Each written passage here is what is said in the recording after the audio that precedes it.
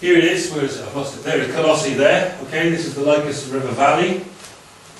And here are sort of three places where there are Christian churches. Laodicea, you know about from Revelation, of course. That didn't go well, did it? Hierapolis, you hear about in Acts. Colossae, we hear about a lot. Now, Paul, interestingly, didn't go there. Paul was here.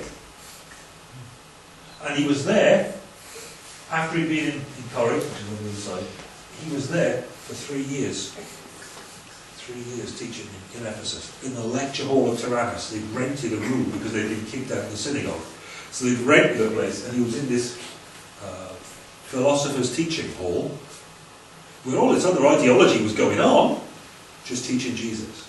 And people travelling along the trade routes that were in here, from Port of Ephesus, travelled to Ephesus, heard Paul, and took the message back. So they've come to a centre, they've heard all about Jesus, they've seen the point, they've seen the demonstration of the miracles that go with it and stuff, and they've gone back to their place and they've started their own. Now that's quite exciting. That's a great model for how to do stuff as church. We've got these sort of images in our head that church is all about structures and buildings and organisations and institutions and all the rest of it, which are all really quite top heavy and put a lot of time, energy and effort into structure. Paul's there, renting a place, doing the talking, doing the message, getting it across to people, they're getting the idea, and they're going back to their house. And they're saying to their neighbours, come here about this. And that's how this has arisen, that's how it's taken off. Paul emphasises at the beginning, I'm an apostle sent by God to speak to you. He's emphasising that he doesn't owe it to the will of man or anything else, because he's dealing with a church that he wasn't responsible for planting as part of this organic sort of structure. And he's having to establish those things.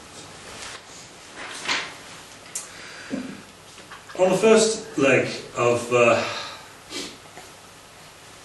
his journey through this part of Asia Minor and Turkey, if you like, Paul never went anywhere near Colossae. Never went near the place. But sitting in Ephesus, he just talked about the grace and the love and the mercy of God, and people came and they heard. And it gripped them.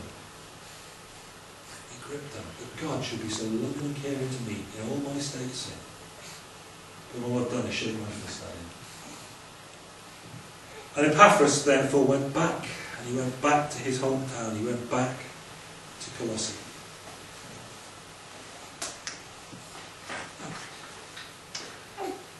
And Epaphras couldn't keep it in.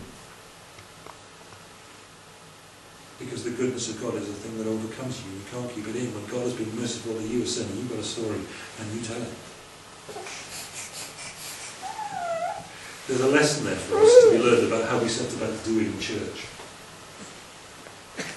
What's happened is an overflow of an understanding of the graciousness of God has meant that Epaphras has spoken to his mates and his friends and his neighbours and had them round and told them and talked to them.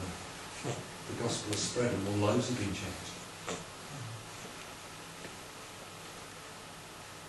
That's how you do church. And there are lessons there for us about what shaped and filled out their lives. Hearing and understanding the truth of God's word. And what happens then? Living in the light of that gospel fruit, growing and spreading. The fruit of faith and hope and love. Love for all the brothers. And just as we set out on that book, and as we start looking at what it's got for us, there's a picture there for us to aspire to. How did it come to be? How did the church come to be the super sort of church that Paul is appreciating these people for being, thanking God for? It comes through the working in them, the hearing and the understanding of the grace of God in all its truth. Well done, mate. Well done, Mom. That's great. You seen that? You were lovely. Yes. Okay, let's take a minute and we'll pray and then we'll sing.